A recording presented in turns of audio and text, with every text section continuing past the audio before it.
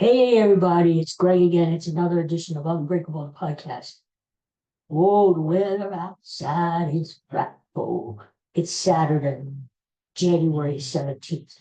And since we don't place to go, let it snow, let it snow, let it snow. It's snowing here in southeastern Pennsylvania.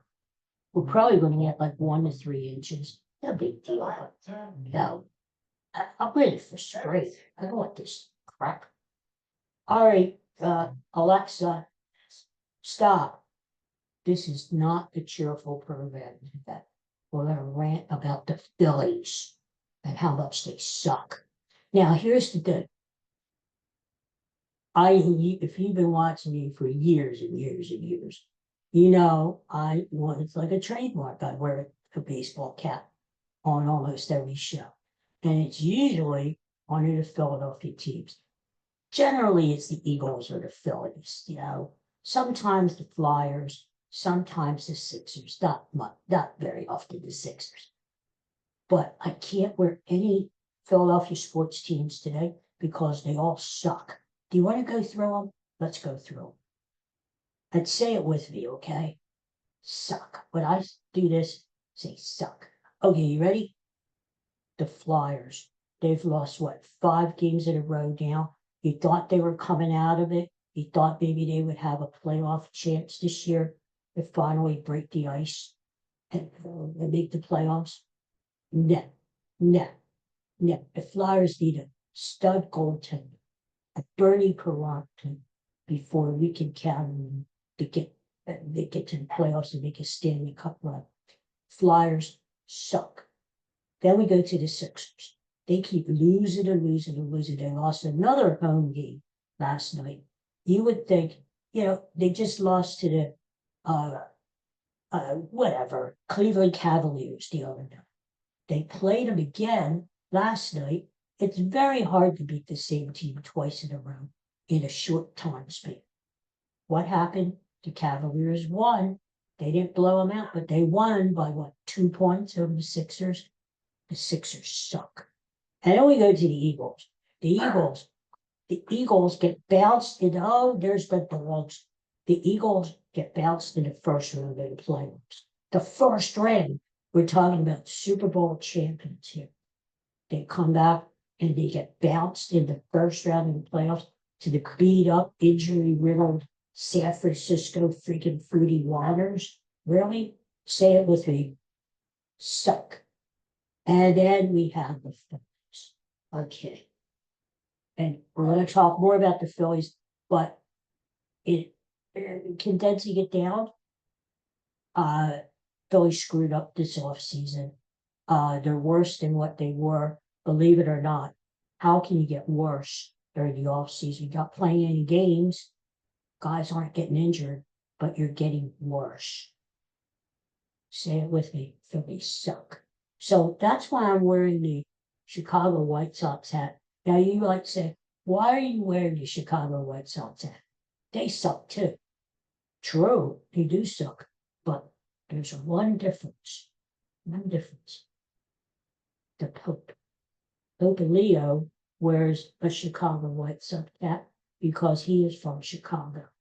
So you often see him, like, instead of his papal hats or whatever they call them, he's wearing a Chicago White Sox black hat there. So in honor of the Pope, I'm wearing the Chicago White Sox hat because every other team that I like sucks. So there you go. All right, now let's talk about the Phillies. What a horrible, horrible day it was yesterday. Huh? We're in the history of Philadelphia Phillies baseball. And there's been some horror in that history. The Phillies are the losingest team in the history, not only of baseball, but the history of professional sports. Can you believe that? This Phillies team has been in existence since the 1800s, not 1980, 1880. And they have only won two world championships in their time. So, you can latch on to anything that you can that's going to bring you a little joy. So we thought, all right, Phillies coming into this offseason. Good. They started off, they signed Carl Schwarber. Yes, you don't really want to give him 5 years as an older player, but he's still producing 56 home runs. Give him the money, even if you have to pay an extra year or two. It keeps the lineup intact. Okay. Then a little disappointment because Ranger Suarez did earlier this week signed with the Boston Red Sox. And that's not good because for some strange reason, this Phillies team, they're so strange. They didn't want Ranger back. Why? Ranger's a good pitcher. He's what they call it, a crafty left-hander. He doesn't throw very hard, but he's effective. You don't have to do too much of this nowadays is, oh, this guy's got to throw 104 miles per hour. Yeah. No, not really. The object is to get batters out. That's the object of the game if you're a pitcher. So Ranger does that. He doesn't walk many people. He's a great fielder. He can strike people out when he wants to. He's effective against left-handed hitters. And, the Dodgers, if you're going to beat the Dodgers, that's why Ranger was effective in the playoffs last year against the Dodgers. Dodgers have a primarily left-handed hitting lineup with Ohtani, Freeman, and now Kyle Tucker. You need a Ranger, and the Phillies let him go. So the week didn't start off very well because the one strong unit of the Phillies team last year, when they won their division and got into the playoffs, was their starting pitching. And all of a sudden, the starting pitching becomes a question mark because you don't know if Zach Wheeler is coming back healthy. You don't know if Aaron Nola is going to be the good Aaron Nola or the bad Aaron Nola, which we know about. You've got Lasardo, great. You've got Christopher Sanchez, great.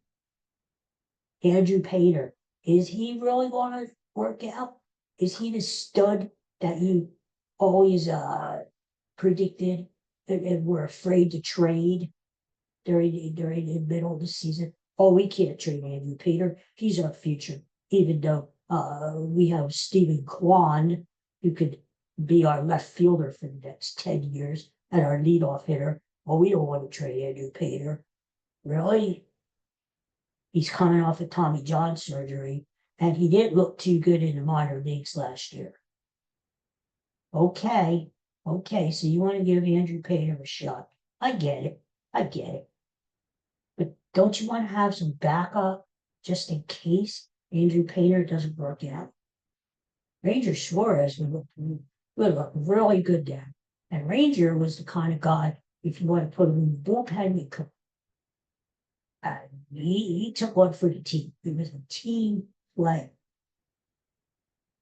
Anyway, they let Ranger walk, and Boston picked him up. Okay. I don't like it, but okay.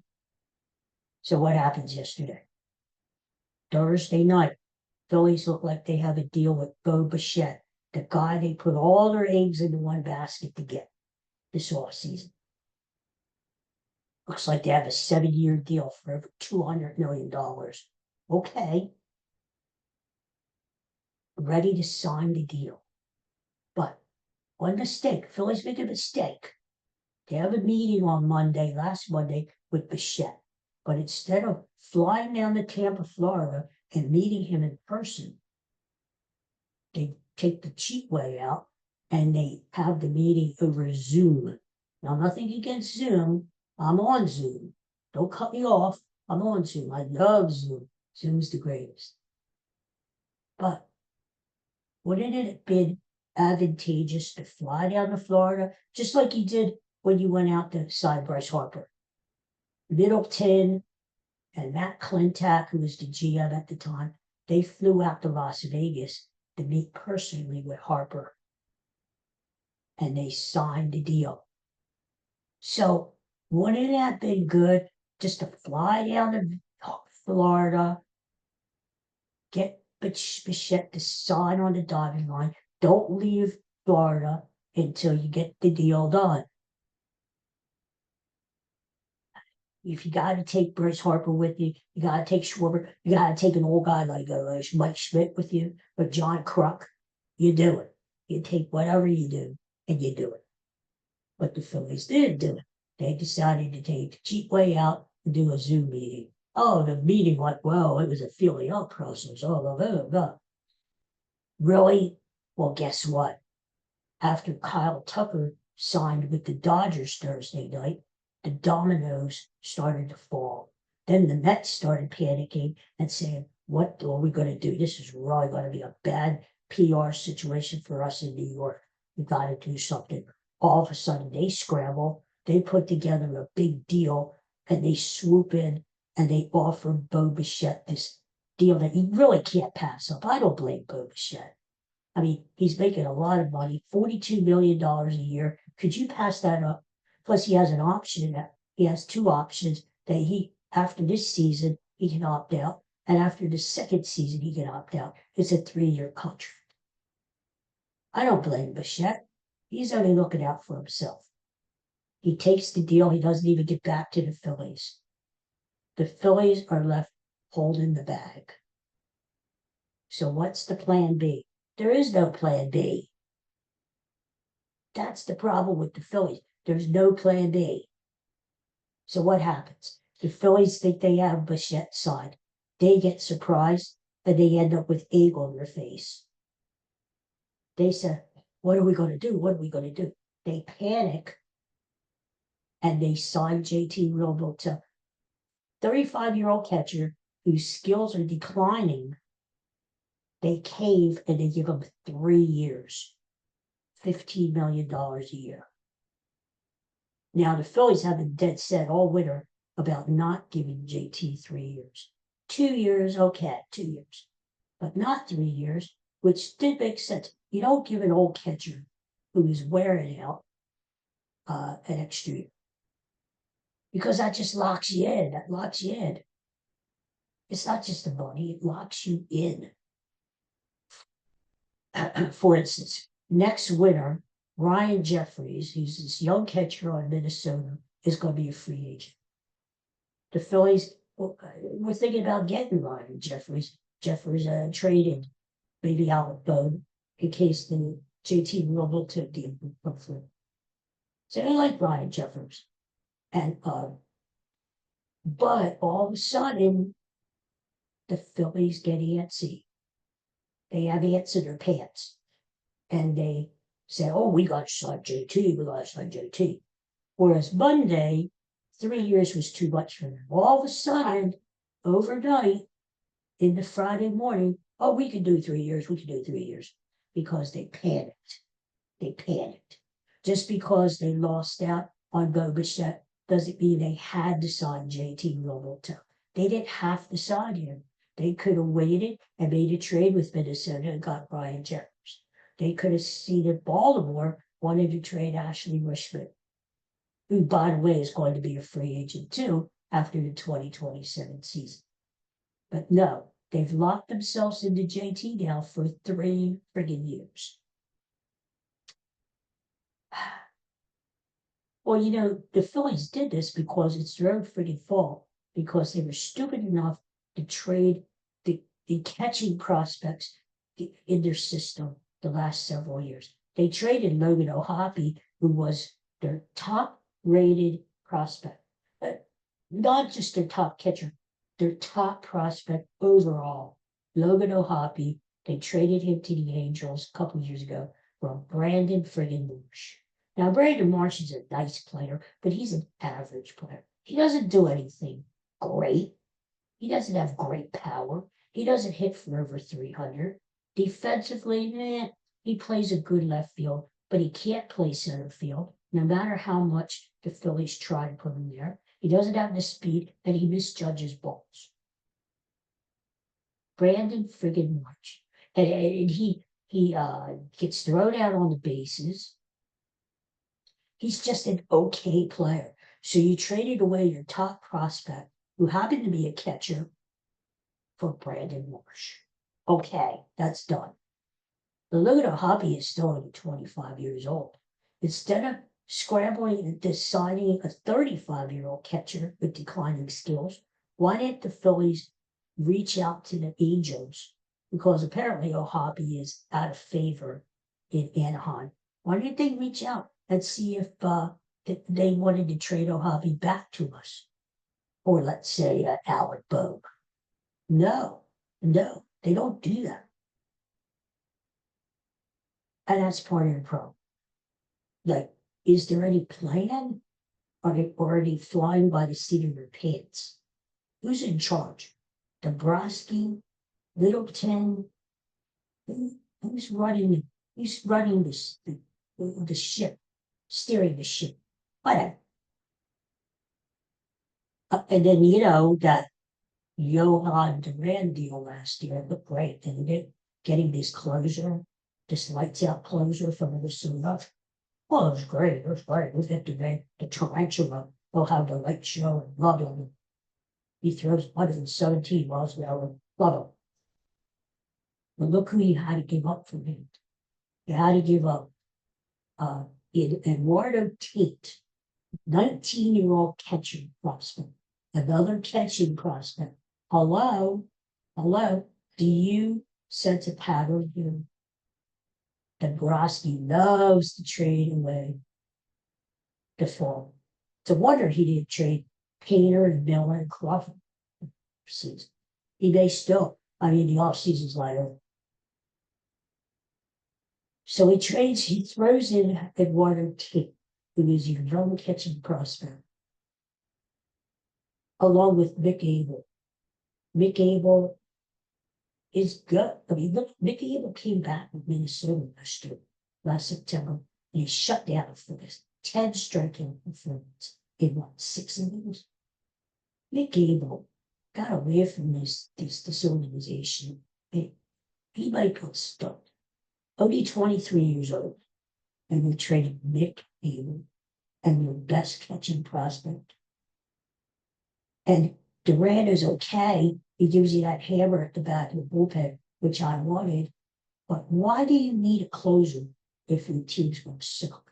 If there are no teams to close, no games to close, why do you need a closer? A closer is a luxury for a team. A closer, having a lights out closer is good if you're contending and if you plan on making a series. The way this Phillies team is constituted as of today, January 17th, they're not going to be doing a series. All the teams around them are getting better. The Mets, God forbid, got better because Bichette ended up selling with the Mets yesterday. The Braves are better. Their core players who they have locked up and salary are getting healthier. The Marlins, for God's sakes, may be better than the Phillies at this point. Then you got the rest of the National League. The Dodgers, forget it. Just hand the trophy to the Dodgers. Just hand it to them. Why even play the season? Hand them the trophy. Hand it to them. You got the Padres. The Giants aren't bad. You got the Reds and the Cubs. The Cubs are making push them. But, the Brewers are still bad. So that's my point. Why trade for Johan Duran, the closer, if you're not going to go all in? Why even give Harper all that money a long time ago if you're not going to go all in? Why give Kyle Schwarber 5 years if you're not going to go all in? See, that's the thing. The Phillies organization sends us big senders, which again tells me they have no Philly plan and no clue what the hell they're doing. Because why would you go all in with these players and lock them up long term? And then you're stuck with them that are old and they need a wheelchair like me. Why do you give them all that money if you're afraid to go all in? Now, to me, all in is getting above the ship. That's it all. And the Mets just out schemed it. They swooped in and they stole Bo Bichette away from the Phillies. Now, it's not the greatest contract in the world for the Mets because Bichette could play this year and opt out, and then the Mets would. But at least they get a year this year. And he wants to play well because he's playing for another contract. Because if he plays well, he gets to opt out and go into free agency again. If he doesn't play well, he stays with the Mets and he's still making $42 million a year, even if he sucks. My point is, okay, you don't get Bichette, fine. What is your plan B? Is your plan B that all of a sudden to sign a 35-year-old catcher whose skills are clearly declining? We probably can't catch that much anymore anyway, and is going to need to play first base or DH. So who's going to catch what JT's not catching? Sean? Stubbs? Come on. You didn't need a catcher anymore. I mean, to me, it's worth trying to trade for Logan Hobby again. Bring him back. Maybe you could get him on the cheap since he's out of favor with the Angels. You get O'Hoppe back. O'Hoppe will be your backup and he will catch the days that JT will return to catching. I mean, JT caught 130 games last year. That is too much for any catcher to catch. And now the guy's 35 years old. I mean, JT probably shouldn't catch 100 games at his age yet. The other 62 games, you let Logan O'Hoppe catch. And then when JT is over his contract, or you trade him to O'Hoppe steps in as your catcher. So, what bugs me isn't necessarily the fact that they didn't get Bichette. It's the fact that they seem to be disorganized. For an organization, they're disorganized. They don't have plan B. So I'd like to know what happened. What happened between Thursday night and Friday? Certainly, the Mets came in with this contract, which Bichette loved. He couldn't turn it down. He didn't even get back to the Phillies to see if they would match it. He took it before the Mets took the contract off the offer.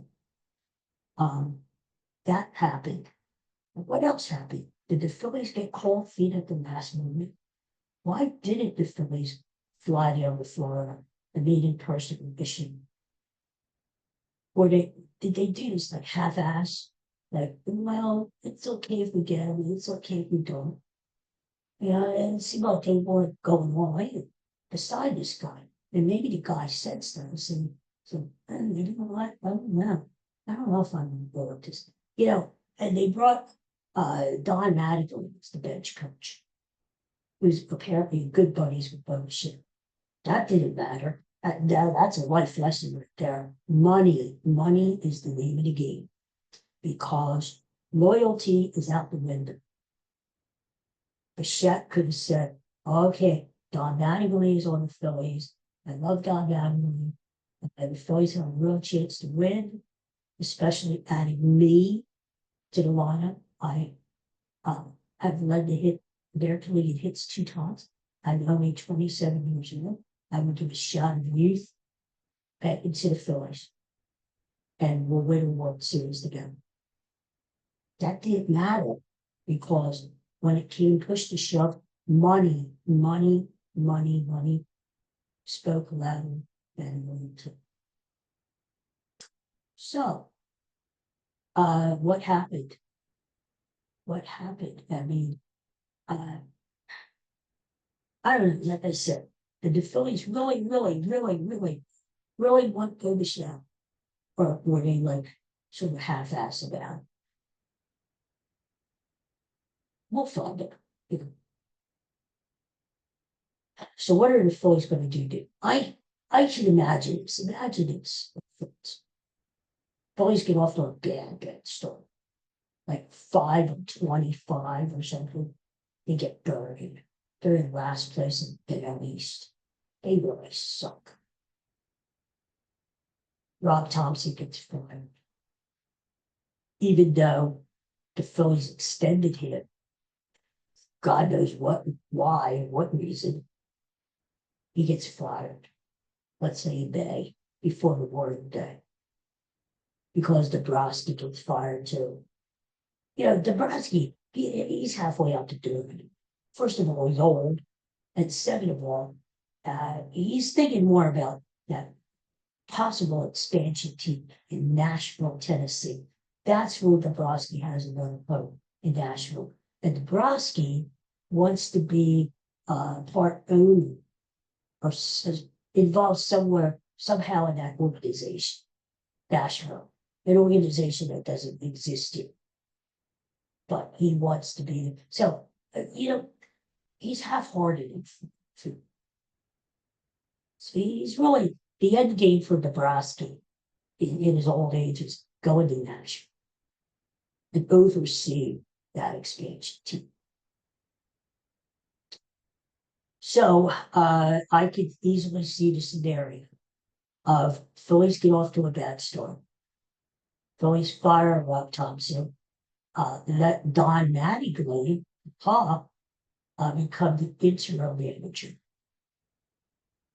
Why do you think they brought Don Mattingly in? Interesting, huh? Not only to help Rob Thompson with decisions in the dugout, which Rob seems to have trouble with, but possibly Don Mattingly is a guy who could just ease right in to the role of skipper. All right, so Dabrowski gets fired, Thompson gets fired, Mattingly takes over, and then I could see the Phillies are going to. But with the possible work stoppage next year, I see the Phillies starting to unload players. All of a sudden, Turner, Harper, they waived their no trade clauses in the contract. Harper's like, get me out of here. I want to play for a little bit. Trade me to LA. That's where everybody's going. Turner says the same thing. They trade Turner and Harper for a bunch of prospects. And the same thing happens with Durant. Again, why have a closer if your team is going to lose 90 games, right? It doesn't make sense. So you trade Durant, you get something for him. You basically turn them over to the kids and you get a bunch of prospects. And you're going to sell, you're going to have to rebuild now, probably for the next 5 years. So you start to rebuild. And then the All-Star game comes to Philadelphia. What a summer to suck, huh? What a summer for the Phillies to suck. And you bring it in the All-Star game, and your team may not even have an All-Star. Now, they will, because they still have the rule that every team has to have a representative in the All-Star game. But you could have a representative who really wasn't supposed to be there.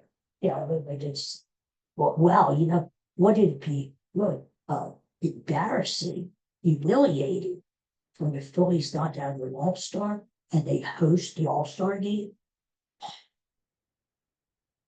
That's another reason why I thought the Phillies would go on this offseason, because Philadelphia is the showcase in baseball this summer.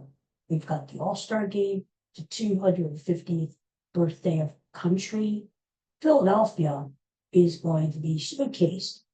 So along with that, you go on and you try to win the World Series this year before Harper, Turner, and Schwarber and the rest of them, Noah, Wheeler, get to them before that window closes. That's disappointing, because that's why I thought the Phillies, if any time, this would be the summer that they would go on. So, last couple of things here. So what now? What do you do there? What do you do?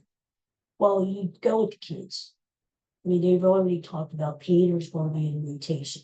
That's why they let Ranger. Now they're saying Justin Crawford is going to be at center field, which is a good idea. I mean, Justin Crawford, he's done as much as he could in the minor leagues. Give the kid a chance. And don't give him those half-ass chance when you're playing for like a month and then get pulled. You got to give him at least half a season. You've got to. You got to see what you got.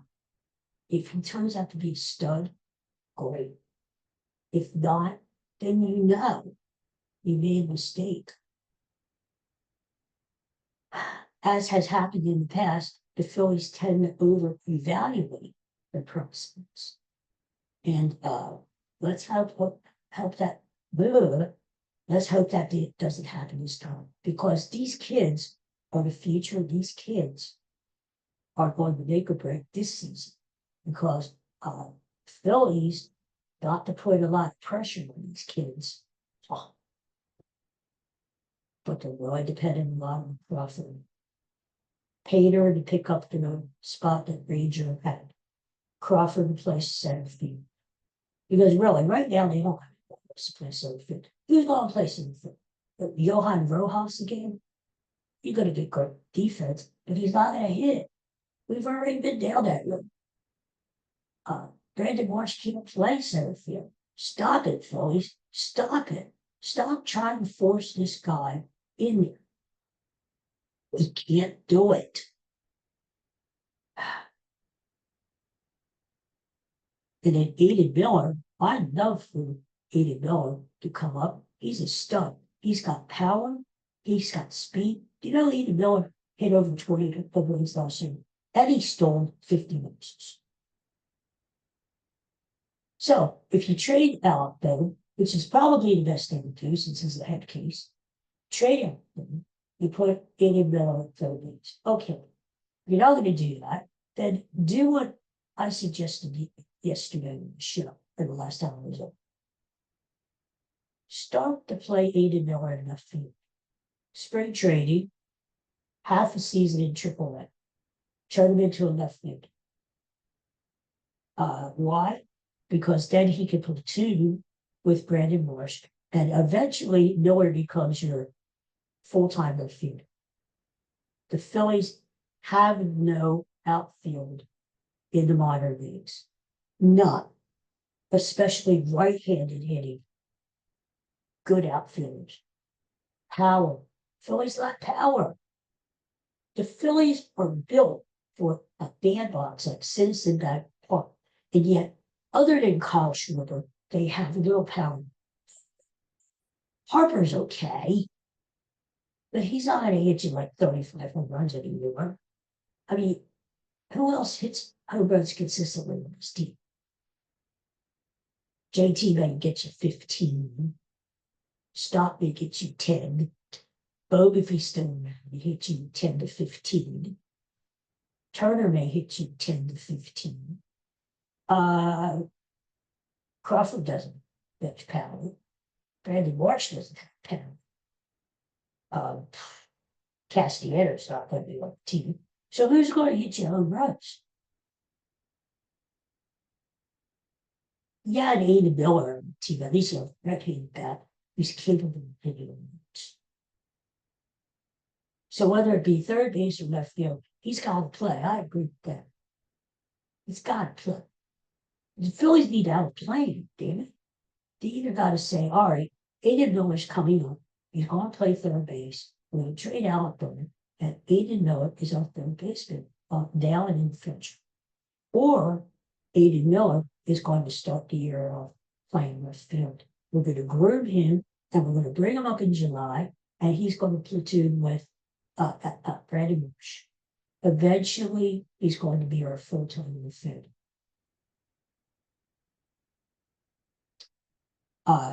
What can the Phillies do now in free agency? Not much. A lot of the big names are off the board.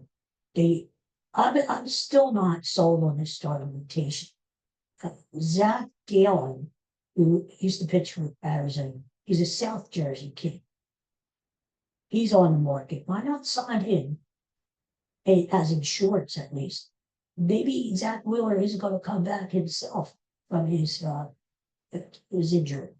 What about Andrew Payton? What if he turns out to suck? Taiwan Walker, is that who you're going to fill out? I've had it here with Taiwan Walker. Yes, he wasn't that bad last year, but Taiwan Walker is tough. Come on. Are we trying to be 500? Or are we trying to get into the World Series? So you sign a Gallon. He's at least insured. He could be your number 4, number 5 star. And maybe he rejuvenates his career because he is from South Jersey. What about Harrison Bader? He brought a lot to the Phillies last year. He's still out there. You signed Harrison Bader to be your left fielder platooning with Brandon Bush. Plus, if Justin Crawford doesn't work out in center field, you slide Bader into center field. He gives you that consistent Gold Glove caliber defense, and he's a solid hitter as long as he's going to do what he did last year. Because as I said, I don't want my Rojas playing center field. I don't want Brandon Bush for center. So at least Bader gives you a little protection. Gee, Phillies, you might have to spend some money and pay Harrison Bader and give him maybe 3 years. But what else do you have? At the very least, even if Crawford does well, Bader could be a good 4th outfield, which you wouldn't need. So on the free agent market, I think that's available. Trades, I would still look to trade from Logan O'Hoppe. He's still young. You could bring him in. He could be JT's successor. Because even though you've locked yourself into JT for 3 years now, there's going to come a day and time that you're going to need to find a replacement for JT. And right now, unless you start drafting catchers, you don't have a really good catcher in the system who could step up and fill in for him. Marchand is just what he is. And I mean, even Marchand, rather than give JT all the money, I mean, I would have been okay with them playing Marchand and give him a shot. If you're going to give Crawford a shot, if you're going to give Miller a shot, if you're going to give Pater a shot, give Marchand a shot. I mean, play him the whole season. If you can do it, great. If you can't do it, you don't really know when you have a shot. Because it's a person, it's better players out there. I mean, you're not going to win the World Series anyway, the way you're constituted. So, all right, if you're giving all these other kids a shot, get one shot full time. So, as far as trades, I would look to see if I could bring O'Hoppe back.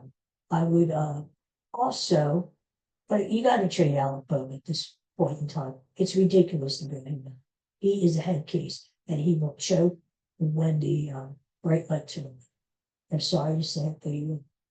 And after all this talk about moving Bohm, and you're going to bring him back again, what kind of message does that send? But I think you'd be doing Bohm a favor by trading him at this point. Maybe he needs a new environment, a fresh attitude. He needs to go to another team where he can kind of start over again.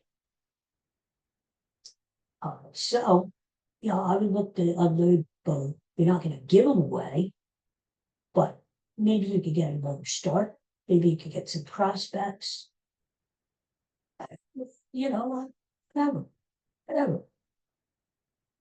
So there are some deals that you can do, to make the team better. Because right now they're a disappointment. As I said, it goes into the off season, it actually gets worse. The Phillies do. Okay, final points before I wrap it. I'm not as angry as the yesterday. Yesterday, I'm very pissed. The Phillies are going to spin this. Get ready for it. Wait till we see the news conference with the next team. the Phillies would spin it. Oh, well, we thought, uh, we didn't want to give all that money to, a shot. We like what we have. We're tickled to death that JT's coming back.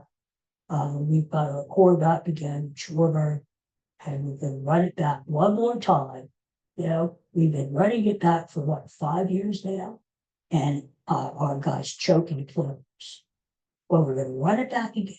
We're going to keep running it back and running it back and running it back until we can't run it back anymore. So get ready for the spin. They're going to make it like, they don't want to talk about the team that deflected. They want to talk about the All-Star Cup. Or they want to talk about it's the Fanatics' birthday. Or, some of the promotions or whatever they're doing this summer for the country's birthday. That's what they're going to do. That's what bad teams do. Instead of talking about the team, they're going to try to deflect off of that and talk about all this side stuff going.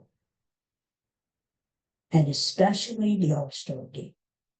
The Phillies are going to lay into that very heavily. Oh, we're going to have all this going on. You'll be able to get a dog night that night, and blah, blah, blah, blah. You'll get the new All-Star hat. They only cost $44. You get the new All-Star jerseys. Meanwhile, the team's going to suck. At least before, when you were paying for parking, you were paying out of your nose for concessions, and you were paying for merchandise. At least you had a winning team. A team that had a chance not only to get to the World Series, but win the World Series. Something this team hasn't done in 18 years. 18 years ago, it's been.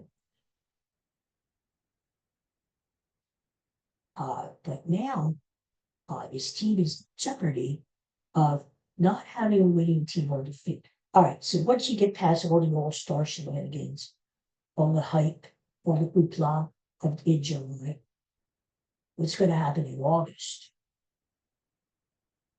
Is Citizens Bank Park going to be half filled?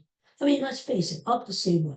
I'd love to go to the ball game in the summertime. I mean, it's snowing at something right there, right? I can't wait till spring in summertime. I can't wait to get down to the ballpark on a balmy June night or a hot, sweltering July afternoon.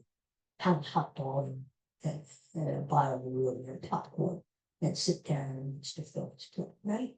You're part of the crowd. But who's going to want to do that if the Phillies are 30 games out of first place? I mean, Citizen Bank Park is not going to be half filled. I mean, in September, really? We got spoiled with this team. We've had a lot of downtimes with the Phillies and the Mariners, including after Ruben and Morrow let the team get too old, which is happening again. And then we had a downtime like 6, 7, 8 years when the Phillies were so bad. Until they started getting good again. Are we going to have that again? It's going to come sooner or later because pretty soon it's going to be time to pay the piper because Harper, Turner, Schwarber, all these guys are going to just run out of gas. You're eventually going to have to start over again anyway. But so what's going to happen in August when the All-Star game is gone and the Phillies are way out of first place with no chance of getting to the playoffs, when people are starting to get geared up for Eagles training camp and Eagles starting to see? What is Citizens Bank Park going to work with? See, this front office, they are so spoiled too. They take it for granted that the fans will be there. Oh, the fans will show up. The fans will show up. They'll buy the merchandise. They'll show up, especially this year. It's the All-Star game. Yeah, the fans will show up because the fans love baseball. The fans love their Phillies. And well, the fans are just, they've gotten spoiled too. And I've gotten used to Phillies good baseball in the summertime. But, the fans are going to start rising up though, because if this team doesn't perform this year after being let down how many times in the playoffs the last few years, the fans already are pulling their hair out and saying, don't run it back again. And we thought, as a fan, that they could never, ever, ever, ever possibly think about running it back again. That's what we were thinking the moment Orion Kirkland threw that ball to home plate instead of first base, and the Phillies lost to the Dodgers, then the season was over. We remember you feeling that? And we were thinking the Phillies have to turn this team around. They cannot run the same team back again. They're a bunch of chokers, and they do not perform in the playoffs. Remember that feeling? Forget that feeling, because that's what's going to happen again this year. They're going to run the same freaking team back, and the same damn thing's going to happen. Who cares? The Phillies going to win the Eastern Division again for the third year in a row. They're going to win 95 games. Who cares? Because if they do, chances are they're going to choke in the playoffs anyway.